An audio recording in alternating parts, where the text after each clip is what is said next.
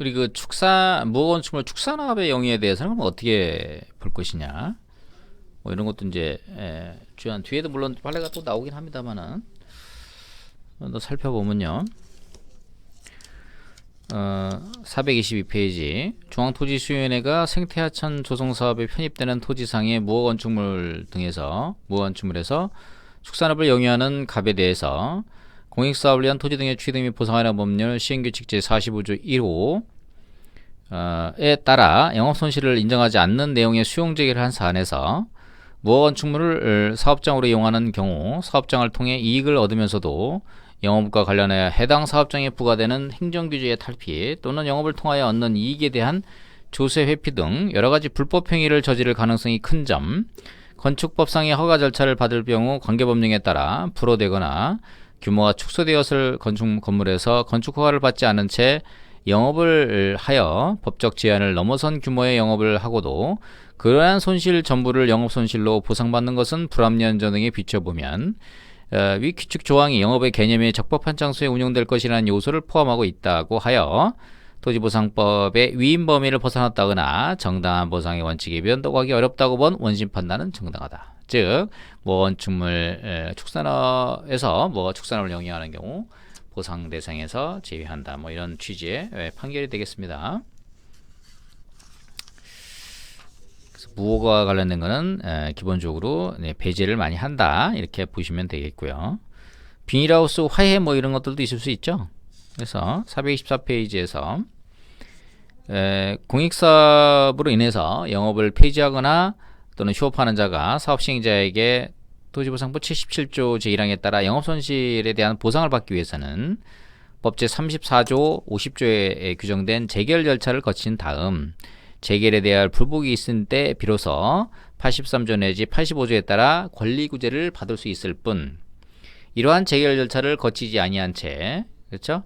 곧바로 사업시행자를 상대로 손실보상을 청구하는 것은 허용되지 않는다 보는 것이 타당하다. 그렇죠? 이렇게 보는 거고요. 그다음 밑에 이제 택지개발사업지구내 비닐하우스의 화해 소매업을 하던 갑과 을이 재결 절차를 거치지 않고 사업시행자를 상대로 주된 청구인 영업손실보상금 청구에 대해 생활대책 대상자 선정 관련 청구 소송을 병합하여 제기한 사안에서 영업손실보상금 청구의 소가 재결 절차를 거치지 않아 부적법하여 각하되는 이상 이에 병합된 생활대책 대상자 선정 관련 청구 소송 역시 소송 요건을 흠결하여 부적법함으로 각하되어야 한다라고 판시한 거죠. 그래서 일단은 영업손실보상을 받기 위해서 권리구제를 받기 위해서는 일단 재결 절차를 함씩 거쳐야 한다라고 하는 그런 내용이 되겠습니다. 그 다음에 이제 그 영농손실보상, 농업손실보상이죠. 이에 관련돼서 버섯재배사, 그렇죠? 버섯재배사가 영농보상의 대상이 되느냐. 그 다음에 지금 현재 그러한 관련된 내용을 입증할 수 있는 서류 관련된 것들도 이제 나오고 있는데요. 자, 428페이지. 우리 농업손실보상 관련된 거는 다시 한번 규정을 한번 살펴볼 필요가 있다 생각이 됩니다. 이게 428페이지 인데 여기다가 여기서 자 48조 농업손실보상에 관련된 내용이죠.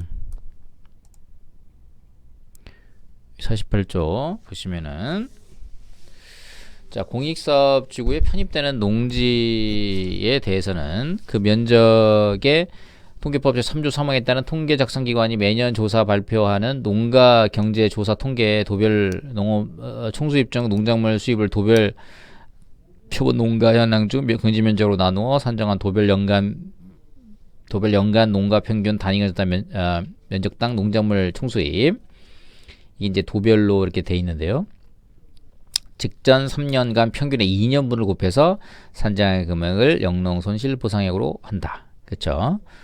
그리고 2항에 보면 국토부장관이 이게 이제 특징이 뭐냐면은요. 실제소득 입증한 경우 이제 실제소득으로 주도록 하고 있는데 실제소득도 일종의 이제 평균소득의 상한을 평균소득의 2배를 초과하는 경우 상한을 정했어요. 왜 그러냐면은 이게 이제 오이 뭐 겉보리하고 오이 뭐 이런 거하고는 180배 차이가 난다 그래요. 그러다 보니까 사람들이 이제 겉보리 하다 갑자기 보상한다 그러면 쫙다 뽑아버리고 오이를 심는 거야. 180배 차이 나는 막 차이가 나는 거예요. 그러니까 이게 장목별로다가 이게 그 장목별 평균 소득의 2배를 상한으로 정해서 해야지, 안 그러면은 이렇게 보상 투기가 너무 많다 이렇게 본 거죠. 그 실제 소득 입증하는 다 주는, 실제 소득 입증하면 실제 소득대로 다 줘버리니까요. 그 다음에 이제 인적 대상과 물적 대상이 있는데, 농지로 보지 않는 건 5가지가 있습니다. 그 다음에 순박하시는 분들이다 보니까 이제 인적 대상도 따로 정하고 있어요. 그렇죠? 어떤 경우냐면은 해당 그 농지가 저기 있는 지역에 살고 있는 소유자와 임차농이 있는데, 이 두 사람이 이제 그 품앗이로 해가지고 잘 한 거예요. 근데 갑자기 보상받는다고 그러니까 서로 싸우는 거지. 소유자는 내 거니까 나한테 보상을 줘라.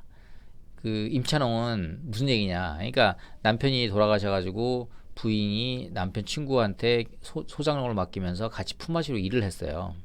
그런데 나중에 이건 다 임차농이 무슨 얘기냐, 경자유전의 법칙 아니냐, 그래서 내가 농사 지을게 내 거다라고 주장하다 보니까 이게 막 싸움이 많은 거예요. 그래서 그리고 시골 같은 경우는 품앗이를 많이 해주다 보니까 네가 내 건데 내가 품앗이를 해주고 남의 거지만 내 것처럼 한 경우도 있고, 그러다 보니까 이제 문제가 많아서 이거를 협의하면 협의한 대로 주고, 협의가 안 되면 각각 50% 주고, 만약 그 소유자가 해당 농지에 살지 않으면 경작자에다 주도록 하는 그런 그 규정이 따로 있습니다. 그 다음에 이제 어떤 경우에 농지를 보지 않느냐, 뭐 이거 이제 물적 대상이죠. 이거는 그런 경우는 사업인정 고실 등, 그러니까 48조 제3항 제1호 보면 사업인정 고실 등 이후부터 농지로 이용되고 있는 거. 그냥 그 내 맘대로 사업인정 고시이 왜 농지로 이용되고 나 농업손실보상해라, 그건 안 되는 거죠. 토지이용계획 주요환경 등으로 보아 일시적으로 농지로 이용되고 있는 토지, 그런 일시적 이용상. 세 번째, 타인 소유의 토지를 불법으로 점유하고 경작하는 토지, 그렇죠? 그 다음에 농민이 아닌 경우. 다섯 번째, 토지 취득에 대한 보상이 이후에 사업 시행지가 2년 이상 계속해서 경작을 하도록 허용하는 토지. 그러니까 2년 보상하는데 2년 이상 계속 경작을 하다 보면 손실이 없잖아요. 그래서 보상 안 해주는 거죠. 그 다음에 자경 농지가 아닌 농지에 대한 영농 손실 보상은 다음과 그의 구분에 따라 보상한다. 농지 소유자가 해당 지역 각 호에 어느 하나를 말하는데, 거주하는 농민인 경우에는 농지 소유자와 제7항에 따라 실제 경작자가 협의가 성립한 것은 협의 내용에 따라 보상하고, 농지 소유자와 실제 경작자가 협의가 성립하지 않은 경우에는 다음 구분에 따라 각각 50% 주는 거죠. 제1항에 따라 윤실보상이 결정된 경우 농지 소유자와 실제 경작자 각각 영농손실보상의 50%에 해당하는 금액을 보상하고, 영농손실이 결정된 경우 제2항에 따라 영농손실, 왜 실제 그러니까 실제 평균 소득의 2배, 그 다음에 농지의 지력을 이용하지 않고 재배하는 그런 경우 있죠. 그런 경우는 4개월치. 그래서 신비듬이라고 예전에 제가 보상지역이 신비디움이라고 해서 단을 쌓아가지고 하우스에다가 단을 쌓아서 거기다가 화분을 갖다 놓고 이게 그 영업을 하는 그런 것들이 있었어요. 그런 경우는 이게 뭐예요? 그런 경우에 있어서는 농지 소유자에게는 제1항에 따라 결정된 농농보상의 50%에 해당하는 금액을 보상하고, 실제 경제자에게는 제2항에 따라 결정된 보상 농지 소유자에 지급된 보상을 제외한 나머지 보상금을 주도록 한다. 50% 하고, 실제 경제자에는 제2항에 따라 보상액 중 농지 소유자가 지급한 금액을 제외한 금액을 주도록 한다. 그렇죠? 요거는 보상 금액이 적기 때문에 그렇습니다. 그렇죠? 앞에 거는 지금 뭐예요? 2년씩 주는 거잖아요. 근데 이거는 이제 4개월치 휴업 보상 같은 거 비슷하게 주는 거거든요. 실제로 이게 소송에서 문제가 돼 있었어요. 이거를 농업손실보상으로 만약에 하면은 2년치를 줘야 되는 거고, 이게 장사로 보면은 이걸 4개월치를 줘야 되는데 이거 어떻게 해야 되느냐. 재판장도 그걸 고민하시더라고. 그래서 제가 이런 방법이 어떨까요? 일단은 농업손실보상으로 먼저 2년치를 계산하고, 그 다음에 휴업보상액으로 보상을 하고, 보상액을 책정하고, 그래서 그 두 개를 비교해서 이게 실질적으로 이 사람이 이거를 뭐예요? 2년치의 농사를 진 것이냐, 아니면 신비디움이 이게 이제 지력을 이용하지 않는 건데, 이게 이렇게 공중에 떠 있는 거잖아요. 그래서 지력을 이용한다는 게 뭐냐? 그러니까 뿌리가 땅에 들어가 있는 거를 지력에 이용하는 거냐? 아니면은 그 땅에서 나오는 그 힘을 이용해서, 그렇죠? 어떻게 보면은 이게 신비디움 같은 것도 화분이지만 땅에 나오는 기운을 의해서 이제 이렇게 잘 자라는 거잖아요. 식물이라는 게 다 그런데. 어쨌든 논란이 많았는데, 어쨌든 뭐 그렇게 해서 따로따로 이렇게 해가지고 나중에 이제 그에 대한 판단은 재판부에서 하시오 이렇게 해가지고 했는데, 그런 경우도 있다. 자, 그 다음에 실제 농작물 실제 소득 인정 기준에 대한 서류 이외의 증명 방법, 총수입을 인정할 수 있다, 이렇게 봤습니다. 이거 한번 볼까요? 431페이지 한번 보시면은,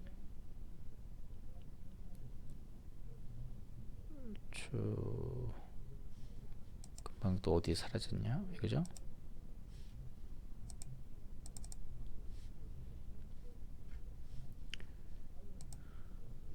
그래서 뒤로 431페이지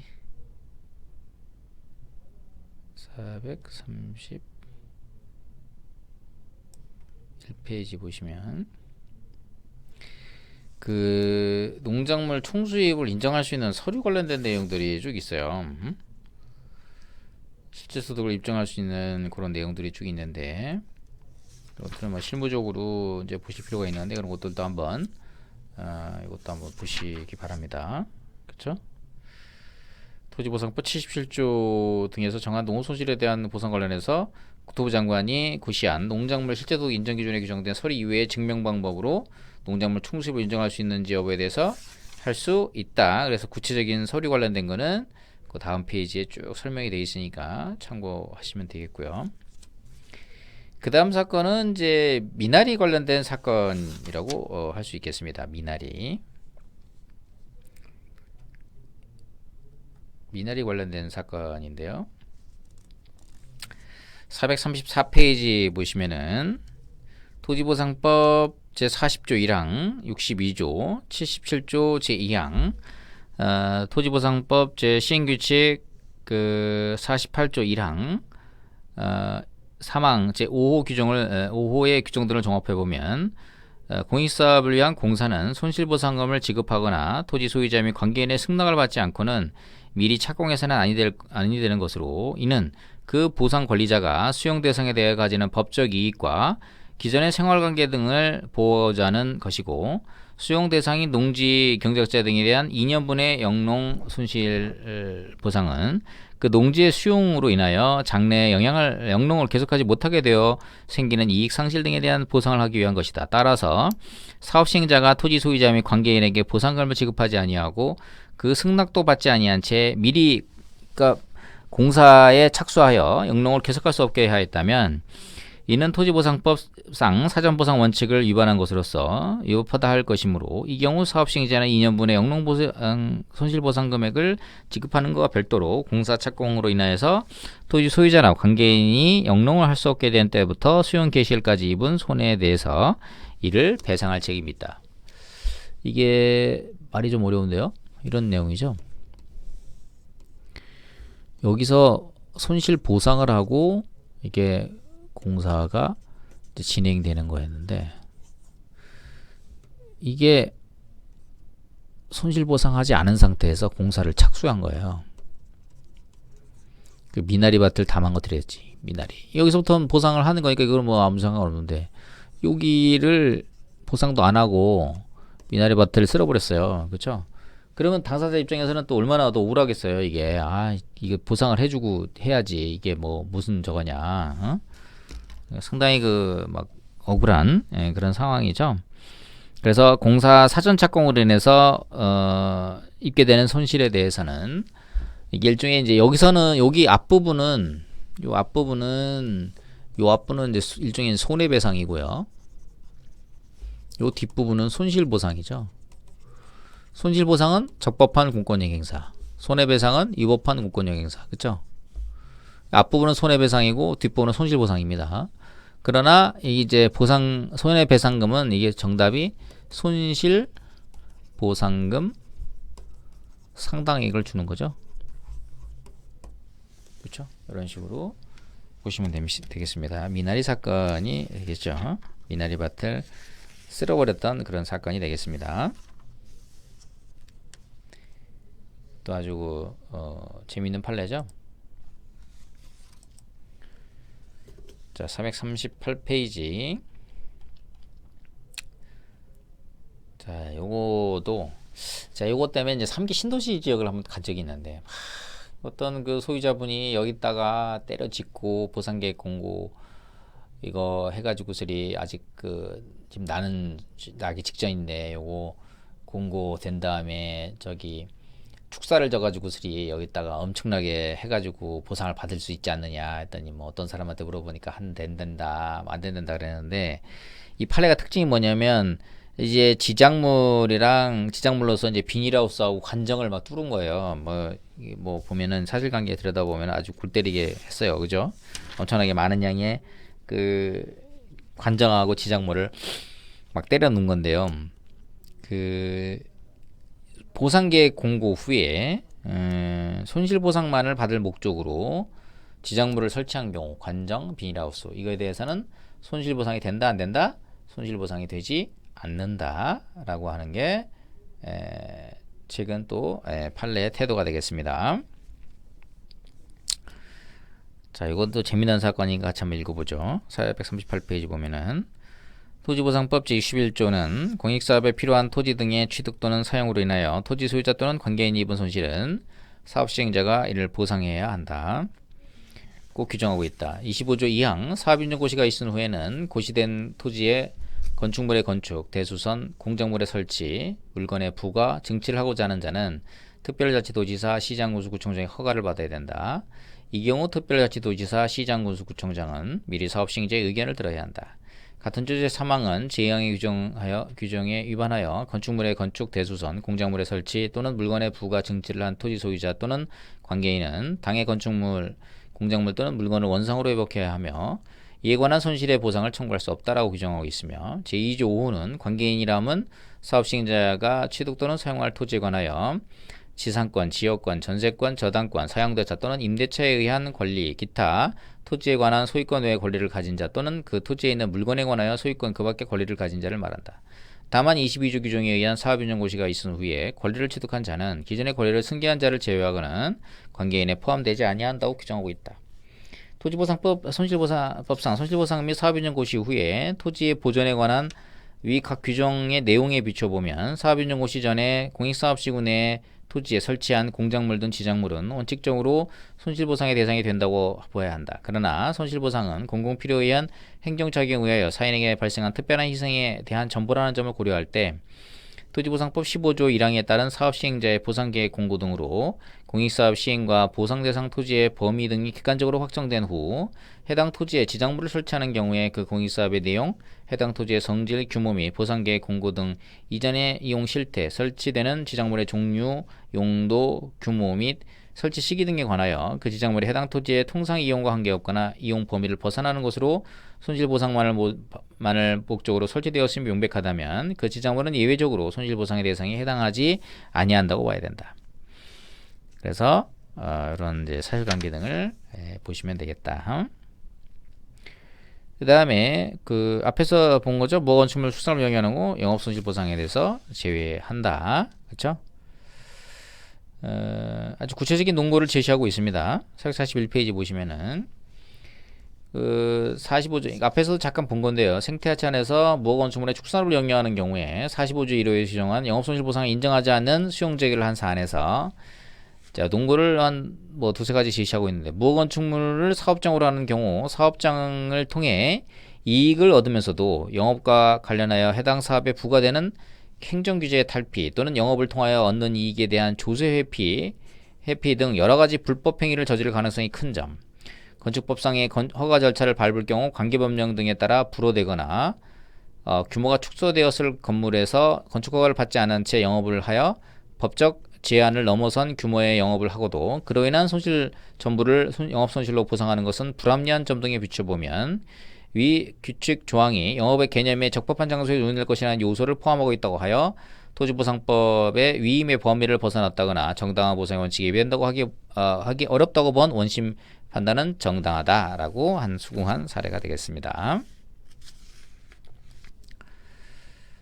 자, 그 다음에 이거는 이제 건축 허가를 받고 오늘은 여기까지는 하죠. 여기까지만 보도록 하죠. 자, 이게 뭐냐면은 이거는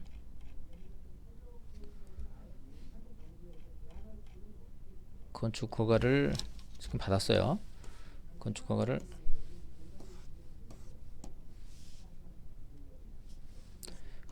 받고 있었는데 이게 사업 인정 고시가 났고요. 건축 허가를 받았어요.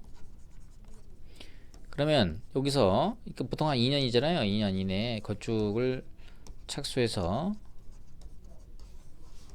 보상을 받으려고 그러는데 이게 그럼 보상이 되는 것이냐, 그렇죠?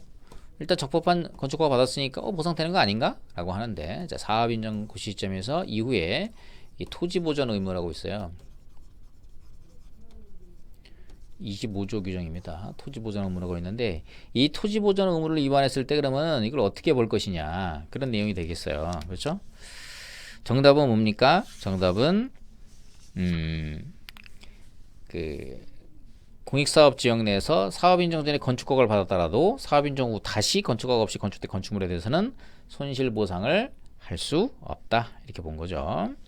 건축법상 건축허가를 받았으나 허가받은 건축물에 착수하지 않고 있는 사이에 토지보상법상 사업인정 고시가 된 경우 고시된 토지에 건축물을 건축하려는 자는 토지보상법 제25조에 정한 허가를 따로 받아야 하는지에 대해서는 따로 받아야 되는 거고요. 허가 없이 건축된 건축물에 대해 손실보상을 청구할 수 있냐? 받을 수 있냐? 손실보상 받을 수 없다. 이게 정답이 되겠습니다. 그렇죠?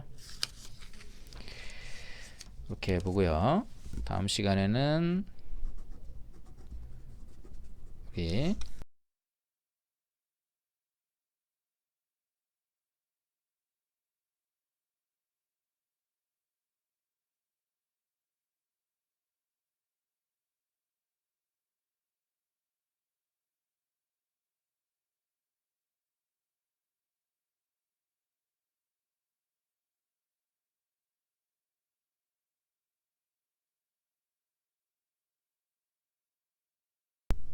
그런 것들이라 이게 언제부터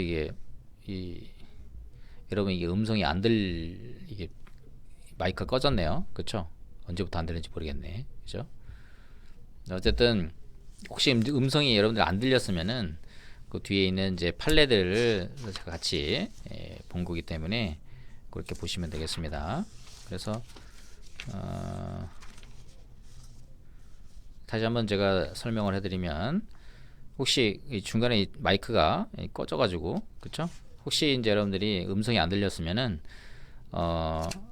422페이지에서 무허 건축물 등인 축산업의 경우에, 그쵸? 이런 거는 영업보상이 되지 않는다라는 거. 그 다음에 영업손실보상도 재결 절차를 거쳐서 보상을 해야 된다. 73번 판례 그 내용이 되어 있고요. 74번 판례에서는 원고의 버섯재배사는 영농보상의 대상이 되지 않다고 할 수 없다라고 하는 거. 그 다음에 431페이지 판례, 실제 농작물 실제 소득 인정 기준에 관한 서류 이외의 증명 방법으로서 농작물 총수를 인정할 수 있는 여러 가지 실무적인 서류들이 있다. 그 다음에 75번 판례 433페이지 미나리 사건, 사업 인정 그러니까 공사를 착수하기 전에 보상하지 않고 한 경우에는 이게 손해배상으로, 그렇죠? 그 다음에 손실보상부터 한 2년간 손실보상 해줘야 되는 건데, 그 시점부터 공사 착수 전에는 미리 보상을 해야 된다. 그쵸? 요게 이제 미리 공사에 착수해서 영농을 계속할 수 없게 됐다면 그 부분에 대한 사전 보상 원칙 위반이기 때문에 그 부분에 대해서는 손해배상으로 해줘야 된다라고 하는 그 판례가 되겠고요. 그 다음에 보상계획 공고 후에 보상 투기만을 438페이지 76번 판례, 보상 투기만을 목적으로 지정물을 설치한 경우는 보상 대상에서 제외한다, 이렇게 보시면 되겠고, 마찬가지 무허가 건축물에서 축산업을 영위한 경우 영업보상에서 제외한다, 그런 내용들 참고하시면 되겠고요. 그 그 다음에 사업인정 전 건축 허가를 받았더라도 사업인정 후 다시 건축 허가 없이 건축된 건축물에 관해서 손실보상을 청구할 수 없다. 이렇게 보시면 되겠습니다. 여기까지 하는데 중간에 마이크가 꺼져가지고 여러분들한테 잘 안 들릴 수도 있었는데 그 부분은 이제 그렇게 해서 판례 위주로 여러분들이 마이크가 좀 약간 영상 촬영에서 꺼졌다 켜졌다 그래가지고 그 오류가 있을 수 있는데 그 뒷부분에 판례를 위주로 해서 한번 보시면 되겠어요. 그렇죠? 자, 오늘 여기까지 하고 다음 시간에 446페이지부터 보도록 하겠습니다. 고생 많으셨습니다. 늘 건강에 유의하시기 바랍니다.